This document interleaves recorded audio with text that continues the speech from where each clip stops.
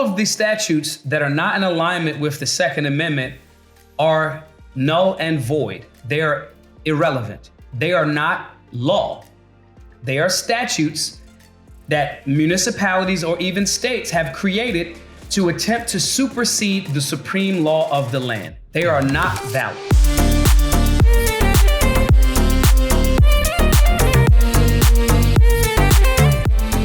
Thanks for joining us for another episode of Not Your Average Gun Girls. How you doing, Em? I'm doing good. How are you? I'm doing fantastic. I'm excited for today's guest. We've been talking about having him on for a long time. Well, getting him on our His schedule is crazy. Just insane. This guy is insane. Y'all are going to love this episode today. We have the founder and creator of Black Guns Matter, Mr. Maj Toure himself. You're going to love what he has to say and to fill you in on, so let's jump right on into it. I'm digging this gallon of water situation. I know.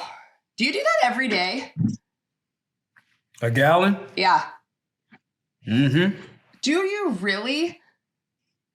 Especially in the summertime. I mean, but I know this is really personal, but how do you get anything done? Because I would be just like running to the bathroom every 5 seconds. Right. Does your body just start to get used to it at some point? You get used to it, but the key is to drink a little bit throughout the day. So tiny sips. Little bit. Okay, so what time do you start drinking your water? And what time do you end? 4:30 in the morning, and I don't put anything in my body after like 9 o'clock at night. Even water? No water after 9? Because generally my bedtime is around 11. And if I'm up at 4:30, I want now I'll have water as the last thing. Sure. Kind of like settle in. But by the side of my bed, I have a Brita filter and pitcher with cucumbers, lemons, and all of that, just at room temperature. And I just let that water and those cucumbers and lemon and ginger sit in there overnight. So that's the first thing that I bang as soon as I wake up. No apple cider vinegar? Only when I'm trying to seriously like detox. Mm-hmm. If I'm trying to seriously detox, apple cider vinegar is the way. Now, the trick too is I usually wash all of my fruits and veggies in apple cider vinegar with water. Oh, that's an interesting way to get that in. For those who hate drinking apple cider vinegar, it is awful. I only do it because it's one of those things I'm like, I feel like it's doing something for my body, so I'm okay with the nasty taste. Yeah. You know, I've even started like putting it on my salads and stuff just to get it in so I don't have to try to drink it. But also, why are you getting up at 4:30 in the morning? I'm at the gym by 6. Jeez. Is your gym an hour and a half away? No, but I gotta like before you work out and just get like mentally ready for the day. Evaluate, move the day with intention. Wake up. I mean, the night before, I've already pretty much planned and mapped out my schedule for the day. But when you wake up at 4:30, sometimes I might be outside, especially early in the morning. There's a lot of negative ions, which are good for you. If you go outside and breathe that air, like the dew, it's like electrical charges and stuff like that. If you go bare feet, go outside in the grass, get grounded. And if I want to have, I used to drink like 3 cups of coffee a day, but now I'm down to like maybe 2 a week.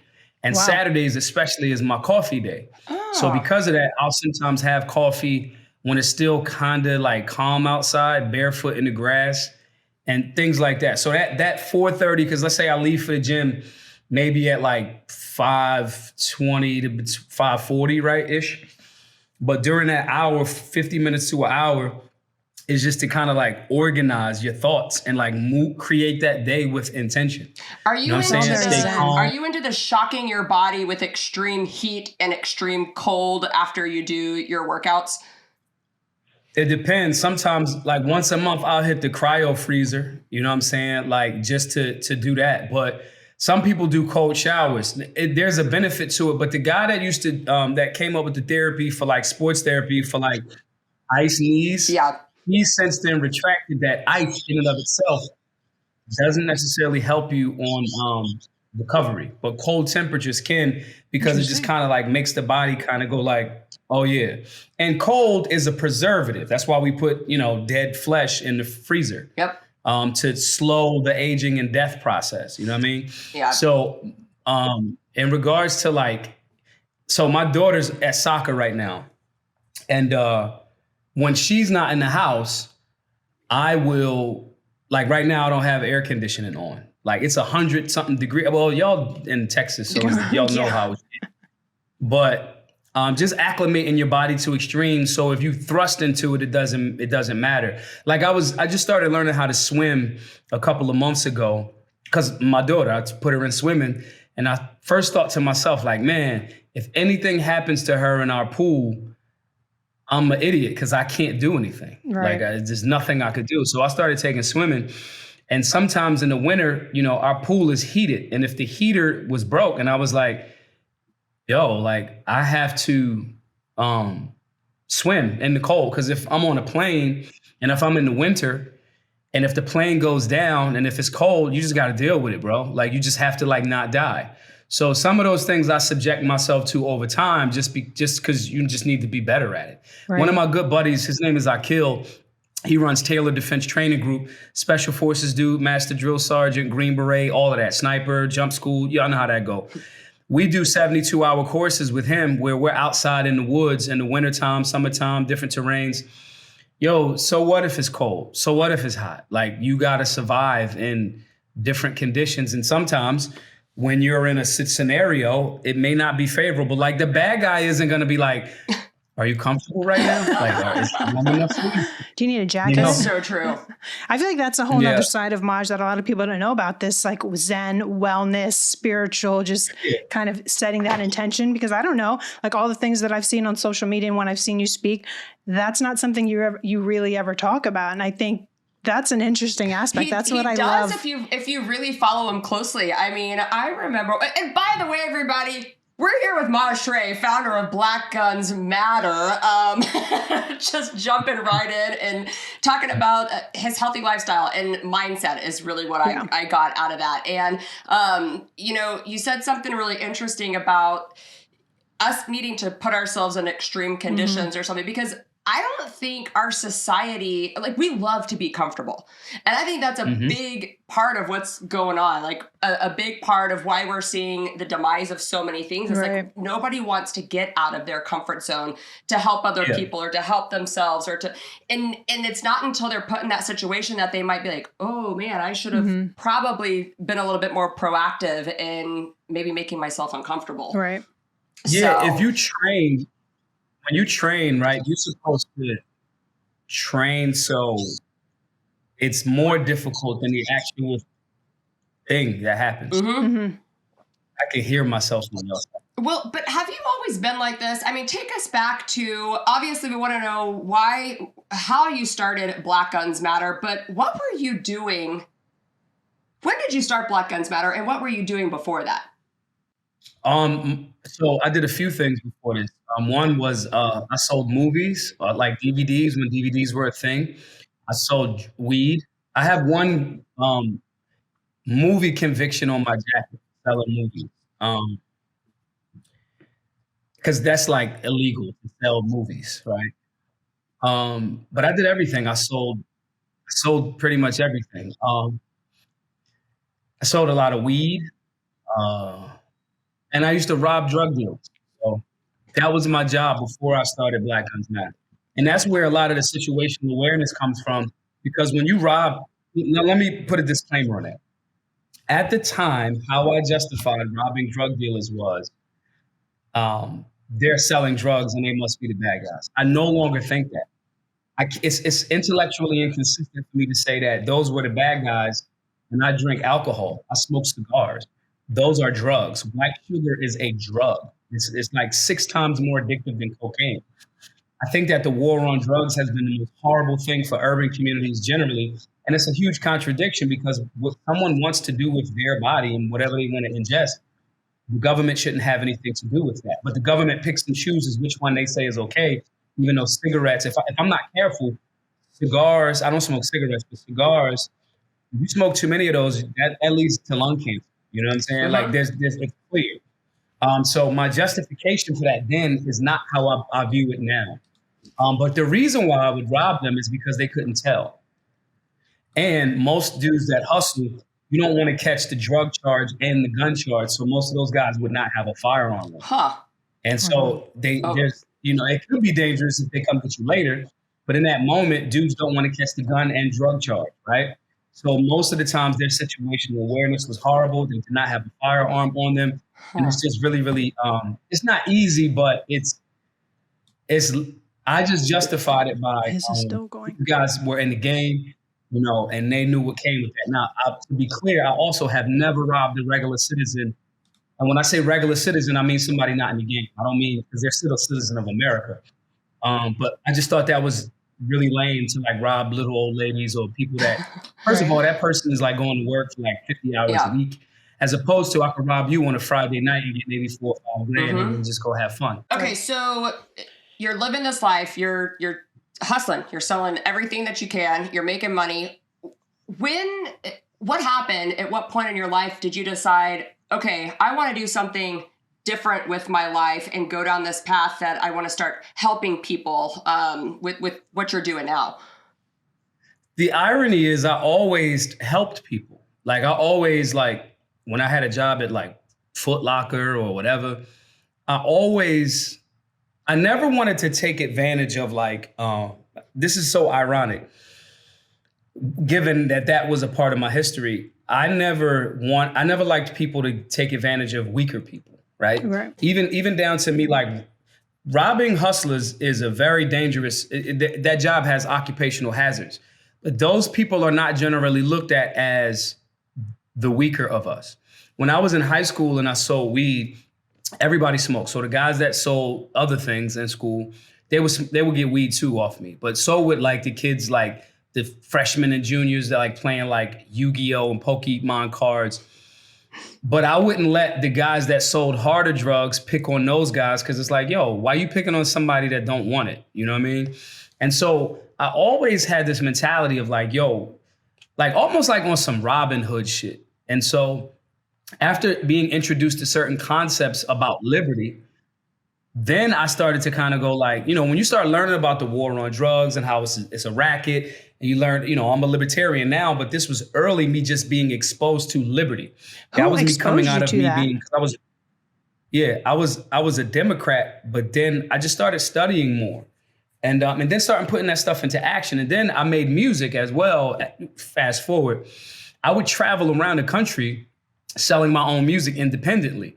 And I would have relationships with people in whatever city I went to. But then if I would come back, they caught a gun charge. I'll do the same thing in a different city and my other homie caught a gun charge. And these weren't like they shot somebody gun charges. It was, they just had a gun charges, And so, and seeing that, I'm like, man, that's crazy. And that's crazy. And that was the catalyst for me starting Black Guns Matter. This information is here. I know guys that literally, one dude was 25 years old. He worked at the bank. He bought a firearm, in the regular gun store. And he did not know that he had to fill out $20 in Philly and some paperwork and get a license to carry. He gets pulled over. He tells the police officer he has his firearm, this, that, and the third. He still catches the charge, but he gets fired from his job because technically he's got a gun charge. And so for me, it's just like, yo, this is just information. Now, to me, also in this evolution, it's like that you have a gun, we should charge you for having a gun shouldn't even be a thing.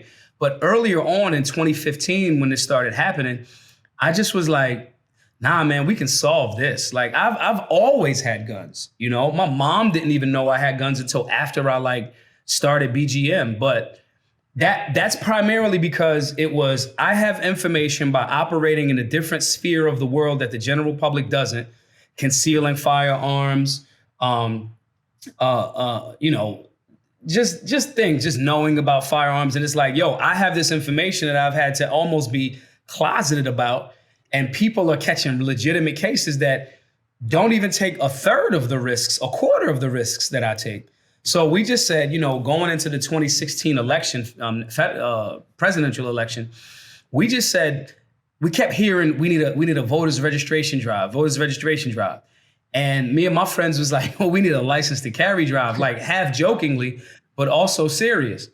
And that's how Black Guns Matter was born. It was going to be one event. and we anticipated maybe 30 people showing up. Like 300 people came to this. I'm talking about people came from like Brooklyn. This was in Philly. They came from Jersey. And it highlighted another thing, like, damn, the folks don't even know we got different municipalities. Like, you're asking me about questions and from your city, but I'm like, bro, the rules are different there. Yeah. So that's when we started up with we're going to do a 13 city tour to mirror the first 13 colonies and like do this. And we was like, we're going to raise 25 grand and that should pay for it. And we did that. And right after that, everybody was like, we got emails from people like, man, that's messed up. You didn't come to our town. That's messed up. You only care about big cities. Well, and I thought it was like, yo, I started as one event. Let's do 13 cities. And it just continued to grow. And so that's in essence how the thought process that was me that led into me going, oh, I know this answer. You know what I'm saying? I just never gatekeeped. And that's a big part of what I've noticed in the Second Amendment gun industry and the Second Amendment community. And as it relates to media, as you become more famous, you start to recognize there's a lot of fucking gatekeeping. And so for me, I just was never. So for example, right, when you sent me the gear for the collab that Alexo has with Springfield, right? Everybody was like, because I have like, what do you call them? Hellcats. I got like 3 Hellcats and this, that, and the third.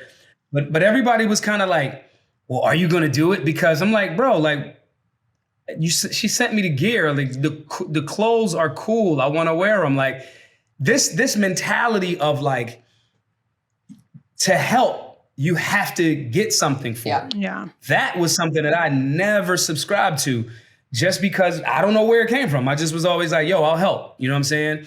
And I just really, really dislike that. And as you become more famous or prominent, which I think it shouldn't even be something that a Second Amendment activist should aspire to be. You should be more wanting to. My challenge is I want us to do who's going to do the most work. Yeah. Who's going to bring more people into the community? Who's going to protect these liberties for 50 generations from and moving forward? And if you happen to become known for that, then awesome. Right. You know, but these were the ingredients that led into me as a human.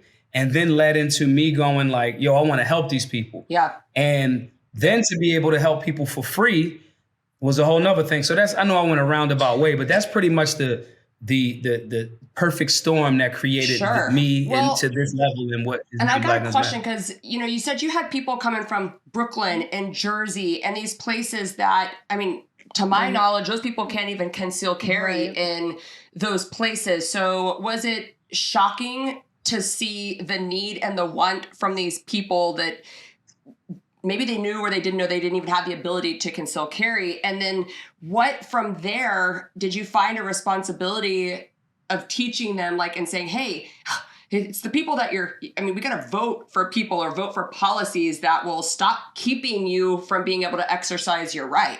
I mean, where did you find your responsibility in that? That came later. So that first class, my father, who I hadn't seen in a while, came to that very first class. My father carries a gun now because of me. Really? Mm-hmm. And so it was not like it's not like a sob story, like my dad wasn't around, but we just, I moved around, I was doing what I was doing, and we just weren't in contact. And he heard about it and came to the class.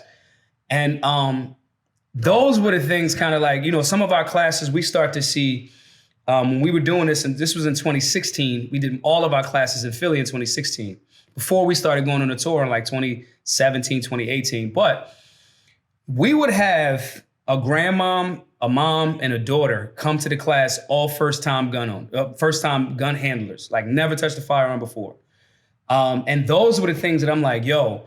But then I knew most of these people that were coming were Democrat, and I saw the level of great PR that the left had done. And we all Americans, we all humans, but I saw the propaganda and I'm like, man, I gotta approach this propaganda a different way. Something that my grandmother used to say was, respect the devil. You think that you're smart, but the devil is ancient. So all of the things that you think you're pulling over on the devil's probably seen this 1,000 times before. So for me, knowing that programming was so devilish, and like to tell someone that they shouldn't have the means to defend their life is, I mean, the best word I could use for that is devilish. It's like, it's super evil and dumb. And so for me, I had to approach that propaganda very, very delicately. So we just led with informing people. So we had a 2-tier plan. The first plan was just make urban America Black Americans. And I say Black Americans not to discard anybody else, but that's where gun control was started, to stop Black people from having the means to defend themselves. So if we can get that hard demographic first, then we can move on. But the initial goal was, which we accomplished within 3 years and under $300,000, was to make Black America be the new largest gun buying demographic in America. And it is. And we did it. Yep. And we did it like damn near 3 years in a row since then. Like the numbers are increasing. But then after that, after you get someone to have an understanding that this is important, they're almost kind of going to go like, not support anybody that is going to say, a politician that would say, you shouldn't have the right to defend your life. If we've gotten this person that is purchasing a firearm, everybody's not rich, you get a brand new Glock out of the box, you spending $6, don't let you have some, like extra bucks and get a H&K. Like you to now tell that person, this purchase that you just made is potentially going to make you a felon. There's no way that person is going to listen to that person the same way, that politician. Well, I always say that. So that was the second. I tell everybody, I said, the most important thing you can do as an American citizen is go and buy a gun, is exercise your right, because you are going to be 10 times more likely to fight and push back against any politician, Republican and Democrat, who wants to take away your right to defend yourself. And I'm like, if you don't exercise your rights, you're going to lose them. Right. And people just don't understand, the ones who don't really care about the Second Amendment are probably people that don't own a firearm. So the best way to get in and start listening to what these politicians are saying is to go out, buy a firearm, get your training, and actually start thinking about you needing to defend yourself. And it would probably change a lot of these politicians, the way that they vote and what they do if we put more pressure on them on both sides of the aisle. This is not a Democrat thing. This is a Republican and Democrat issue. And Maj, those women... As we seeing right now with all of this, gun control legislation being supported by rhinos. See, me personally, that's... beauty of my situation is I'm a libertarian, so I get to like critique. Everyone gets to do it, but I'm not super aligned with the duopoly, either side of the duopoly. My work is primarily done in Democratic cities, and most of my friends and family are Democrat, but I can be critical while still giving love to them. I speak at all of, the so-called right-leaning events, but I'm still able to be critical of that because I don't have the allegiance to my highest alignment is to the truth and human rights as codified in the Constitution and the Bill of Rights. But the people that generally are opposed to it, I usually let them be opposed to it. And then something happens to them. When something, and not wishing it on them, but it just goes this way a lot of times. Kim Kardashian used to be super anti-gun. Then she was in, I think, somewhere in Paris and got robbed. And then she had armed security. Now, and her sister Chloe is like, she shoots. She goes to Tehran Tactical and shoots and all of this other stuff. When I was at CPAC a few years ago, I was chopping it up with I want to be respectful to he transitioned and he ran for governor. Their dad. Caitlin. Caitlin. And we chopping it up about guns and all that other good stuff. And so my point in saying that is the people, when something happens to them, or when you can explain what happened to someone else, maybe that they love or they care for, and you can kind of show empathy for them, they generally are more open and receptive to the lesson. And it's unfortunate that it sometimes has to go that way, but we're not going to just let anti-gun folks use the crisis to be a benefit. Now, I'm not saying exploit the crisis. I'm saying, hey, you may be more open to this now. If you don't want to get a firearm, can we get you in some hand-to-hand combatives? Can we get you in some bear spray or whatever level of comfort. But usually by easing your way in that way, yep. I've found that some people will say if they were not long ago anti-gun and you ease in and just be there for them with empathy, even if you give them the more non-lethal options, they tend to go like, yeah, but I know that I could carry a knife, but I'd still have to be close to the guy to cut him. What about a firearm? And then we're open. So we at Black Guns Matter, we kind of just like Planet Fitness. We just let everybody, bro, just come on in. You know what I'm saying? And so that we've made a lot of headway in that regard by just being that way, empathetic to people, because we understand that the propaganda of the anti-gun regime is very strong. It's very ancient, and we just respect the devil. Right. I think that's part of the mindset of we always talk about this lifestyle is you start thinking about those types of things. And like you said, Maj, if you're going to carry a knife, you have to be somewhat close. Eventually, the people who are hearing the stories of things happening to someone else, they're going to realize that, well, eventually I'm going to need something stronger. I'm going to need something that has that stopping power. So that evolution of, yeah, I've got situational awareness. I've got the mindset and I'm ready to embrace this. But eventually, once they start hearing the stories and hearing, what they can and cannot do, they're like, okay, yes, this is something I need to start really thinking about. Like the rise in the inner city of people now starting to take hold of their personal safety? I mean, is it because they're just now realizing that there's more violence? I mean, like what's going on that they now want to start owning firearms? For the last 5 years, we were beating this drum and going to those places.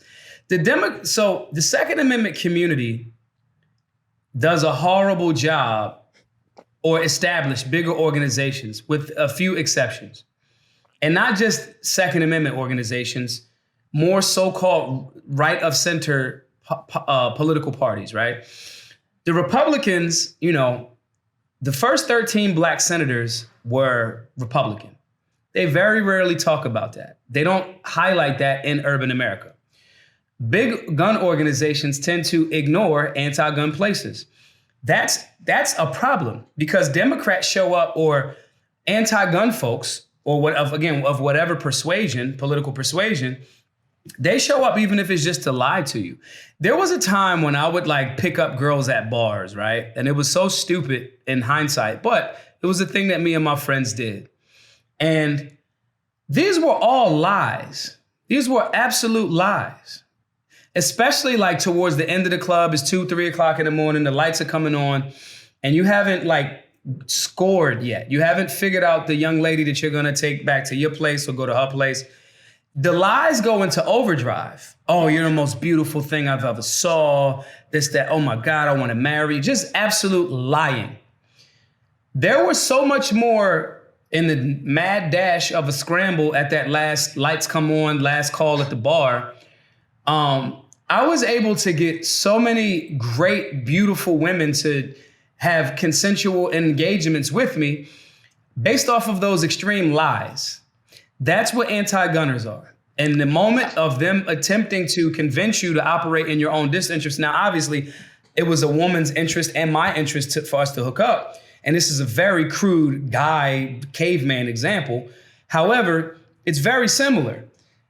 That fear or loneliness kickstarted not only for that night or failure or scare, convinced, and even some of those women, I gotta, at the time I think I was driving whatever car or truck. I got this outside. There were certain things that we would do. I never did this, but my friend had very good success with it. He would keep like Porsche keys that are like, wasn't even his car. But he would keep that and the person would see like, if you miss out on me, then I don't know what to tell you. There was a mad dash of lying happening to those women. Same thing with the anti-gunners. There's such a mad dash of lying happening. And now with the advent of people like me going into those communities going, they're lying, bro. Look, this is the lie right here. Here's a lie. So many people don't even know that 60 to damn near 70% of like so-called gun violence is suicides. Yep. So we just started going into the communities and telling people and doing the work. There's so many times I heard, don't go to those places, they're anti-gun in the beginning. And I'm like, yeah, that's the point. So the anti-gun folks, and usually it's Democratic politicians, they are there to lie, and they have more success because people's attention spans are short. They don't remember the lie. Like, less than 2 years ago, maybe a year and some change, President Biden was saying you're not going to get the virus if you have if you get these vaccines. Right. And he's double jabbed and double boosted, and he has supposedly been tested for COVID. But everybody doesn't have that attention span and that memory. Mm-hmm. So they show up to lie, and us seemingly on the right, we don't show up. Yep. So for us, it cost us some time and some crowdfunding. And the only reason why we haven't gotten more black men, because black women are the newest, largest gun buying demographic. But because of policies by Joe Biden in the 90s and the 2000s and so forth and so on, a lot of those black men are prohibited possessors. Mm-hmm. Now, I'm going to be very clear. I don't care if you're a convicted felon. I don't care. I don't care if you carry so-called illegally, because it's not illegal. The supreme law of the land is the Second Amendment. There's not an asterisk next to it that says, unless you were convicted of a crime and then paid your debt to society. This is a human right. For us to tell a guy that, let's say if I sold weed, cannabis is still, even if you have a dispensary and it's legal in your state, cannabis is still Schedule 1, which means the federal government thinks cannabis and heroin are the same thing. So you can get football numbers in jail for weed. Mm-hmm. It's a prohibited substance. So who am I to tell a guy that went to jail for weed, for selling weed, especially non-violent guys, that when he comes out of jail, he no longer has the right to defend his life? So I don't care about if you're a convicted felon. I do not care. I do not care. What I care about is, however you came across this firearm, are you now safe and responsible with it? So even that messaging and sharing it that way to the general public in urban demographics, they recognize that we weren't being contradictory. Mm-hmm. You cannot say, that's like guys that have a thin blue line sticker on their thing and then have a I shall not comply sticker on your thing. It's an oxymoron. This is a message based in the actual Second Amendment, void of any of these other falsehoods or whatever you believe, that you generally what happens in urban America, if someone even does go in there to address it, they just want to hit people with, well, you're a convicted felon. You come to our classes, we generally use SIRT pistols. These SIRT pistols are not firearms. I do not care if you have a straw purchase gun. I do not care. I do not care. I do not care that you're married to a woman and she has a license to carry and you guys purchase guns. Oliver North is a convicted felon. And he famously says, my wife has the largest gun collection of anyone that I've ever known. Now, am I taking a jab at Oliver North? No. What I'm saying is, if you do the wrong thing with that tool, I want you to have a speedy trial. I want you to have a jury of your peers, and I want you to be convicted and do your fucking time in jail.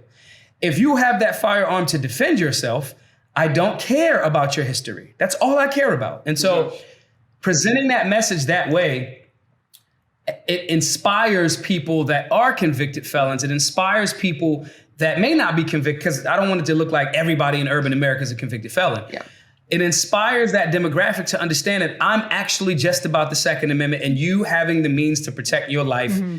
And that other conversation about the nuance of should violent felons, blah, blah, blah, that's already been clarified in the Second Amendment, but I don't get in the weeds of that. And so that was very impactful for us. And that along with other things, the way that I look, the way that I talk, the way that I completely tell people when I'm in New York, I tweet, my exact location is here. I'm doing Rupert Murdoch's. I'm in Rupert Murdoch's building in Fox. Yes, I have a firearm, Wait, and I'm here to, if somebody get in here. In New York? Every time I'm in New York, I carry a firearm. Everywhere I go. I was in Cali last month. I had a firearm. I flew into LAX from Reno, Nevada, because I was there for the Libertarian National Convention.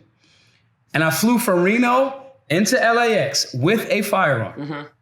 It's the weirdest thing, too. It came out on a conveyor belt. I've done it before, and they basically, they thought I was law enforcement. They said, thank you for your service when they handed me my firearm. I was going for a training, and I'm like, I'll take it, whatever.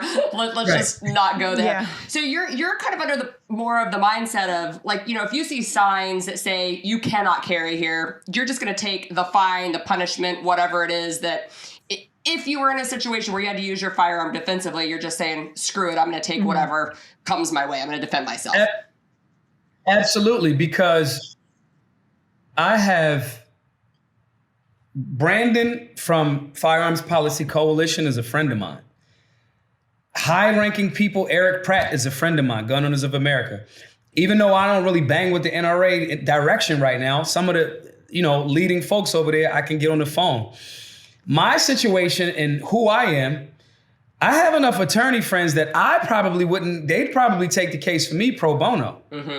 Because I'm going to fight it all the way up to the United States Supreme Court if they take the case. Yep. So I'm willing to rumble something for the next 10 years. I got time. So even at our classes, I explain to people the license is an infringement, but it's absolutely easier to have a license. It's absolutely easier. And each person has to search their soul. So I tell both ends of it. Because catching a gun charge is going to cost you. If you don't got 100 racks laying around, you might not want to catch that gun charge. So I'll help you, but then I'll also say, I'll help you to get your license to carry, but I'll also say, hey man, let's also politically organize to get these rules overturned. They shouldn't be a thing. Well, isn't it personal responsibility? I mean, don't we preach personal responsibility all the time in the 2A community? And it truly does come down to that. I mean, and you taking responsibility for whatever consequences come your way if you decide that this is the lifestyle that you're going to live. Yeah, because I was doing it the whole time. I didn't have a driver's license till like after I started BGM. Like I never had a driver's license. Like the irony is I'm probably, because I've driven dirty since I was like 16, I'm a really safe driver. Like, is that what riding dirty means? Yeah, it has different levels and connotations. Sometimes it could just be you riding with a suspended license. We had this conversation, but maybe we didn't. Sometimes it could mean you're riding like me. I was riding without a license. Sometimes it could mean you riding without a license and you got paraphernalia in the trunk. It could mean a multitude of things. But either way, if you don't have a driver's license, if you get pulled over, they can impound your vehicle. So we're doing the 10 and 2. We're doing the speed limit. We're doing all of our, signaling. Tail lights are working, headlights are working. Yeah. I'm a really, really safe driver. I don't speed. First of all, I'm not trying to give extra revenue to the state. That's not what I'm doing. And so the guys that have changed their lives around, and okay, they're convicted felons. For whatever reason, they went to jail, they did their time. Those guys that are still in the same city, just because you got your life together, the people that you had issues with, they do not care that you got your life together. They're trying to murder you. Yeah. And it's irresponsible of me to tell this guy in Chicago, yo, bro, just put the gun down because that's stupid. That guy's going to be, if he's changed his life around and he's going to carry a firearm still, that guy, similar to me, is going to be the most conflict-avoiding person that you have ever met. Yeah. But generally, if they come to our classes and we talk about... Does it not prove your point to say, when you're trying to get people armed, if there are going to be convicted felons that you say everyone should have a firearm, then everyone should have a firearm, because we know that there are still going to be people who are going to do bad things with that firearm. But then that's where you've got to take the personal responsibility to say, I'm not going to leave and depend on the cops to come and protect me. If we're saying everyone should be armed, then everyone should be armed, and everyone should take responsibility for their safety. This is the area where I always push back against bigger national organizations, because they use this phrase law abiding. All of the statutes that are not in alignment with the Second Amendment are null and void. They are irrelevant. They are not law. They are statutes that municipalities or even states have created to attempt to supersede the supreme law of the land. They are not valid. So when you say law abiding, the law used to be, I, as a black man, would not have the human right to defend my life. If I accept that, then I'm I'm not right. That law is not right. When racism and Jim Crow and, segregation, these things are not human rights. Mm-hmm. This place called America is natural and human rights and natural law codified to check the government, not to put more rules on the people. And so in explaining that to people, we are presented with very harsh questions. Like, for example, if you're going to be intellectually consistent, I have children. My daughter is 6 years old. A pedophile that if I get my hands on you, if I catch you attempting to violate my daughter, hopefully you could get away before I get to you. But let's say you get away and then you're apprehended and taken to court. Here's a harsh statement that most people will not say. After he pays his debt to society and to my estate, because he violated my estate, he even has a right to defend his life. He actually should try to have something to defend his life when he comes out of jail, because I'm still going to be looking for you. Right? Yeah. So most people, we pick and choose, mm-hmm. and that's where we show an intellectually inconsistent mm-hmm. space in our argument, because if we're Second Amendment absolutists, yep. Right. Purists, yeah. which is what America was founded on, it can't just be for the guys that I like. Mm-hmm. Right. Yeah. It can't just be for, if I'm not a fan of government overreach, I would oppose government mandating everyone has to have a gun. No, I don't think government should have anything to do with that. And if you make a rule saying, if you don't have a gun in my city, you're going to get fined, I would champion against that. Yeah. Because government can't overreach. The intellectually inconsistent part is what allows some of the bigger organizations to do a whole lot of fundraising, because like me lying to women at a nightclub at the last hour, it's fear mongering. Mm-hmm. It's deception. Mm-hmm. And that helps with fundraising. If I was better at being evil, or not even evil, deceptive, I could absolutely raise more funds. I could just scare people. This is not about fear. This is about education and information. Mm-hmm. And shifting that culture back in that direction. So it's going to take us longer to get to, again, our first goal was $25,000. We've raised it's kept going. And we would get to $100,000 and we would think we're done, and people would be like, keep going. We got to $250,000 and people were like, yo, make the goal $1 million so you can buy your building outright. But my point is, if I was just scaring people instead of focusing on education, we would have got that $1 million in fundraising a lot faster. Yeah. There's no doubt about that in my mind. But that's not the principled stand. That's not what America does not need more of the scare tactic and division. Yeah. That is actually what's making America damn near implode. I think that's what we need is we need way more people out there willing to educate. And I think there's a lot of people, like we've seen through the community of the Second Amendment, who are vocal about it, but they're not vocal enough within people outside of their circle to continue to educate them and say, hey, when these things happen in the news, instead of having open dialogue and conversations, because I do this too, like depending on who it is, if something happened in the news and someone's going off on their tangent of how much they can't stand this or gun control that, depending on who it is or the environment that I am, I will shy away from some of that conversation. But when we really need to be leaning into that and then providing the education to start getting people their minds open to realize too that a lot of the stuff that's being said to us and shared with us through the media and through everything else is lies, and it's all about deception. Well, Maj, and that deception, I can't repeat it. I can't. What I don't like as a follower, I don't do as a leader. Mm-hmm. So I can't. In good faith, the American people, if we want to save America, we got to trust Americans. We got to trust that with the right information. And again, this is literally what we did with Black Guns Matter. Just give people the right information.